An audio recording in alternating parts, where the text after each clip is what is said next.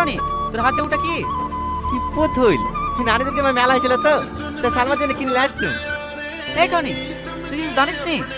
কি জানবো? সালমার বিয়ে হয়ে গেছে যে।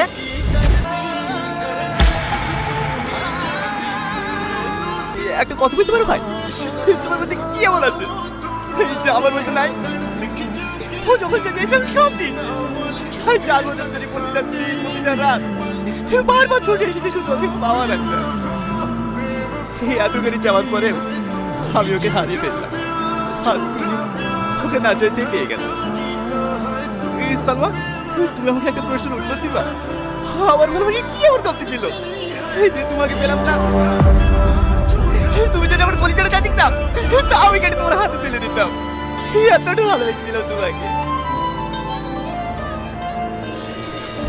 ভাই। তোকে একটাই অনুরোধ করবো ভাই, তুই আমার ভালোবাসার মানুষটাকে যত্নে রাখিস।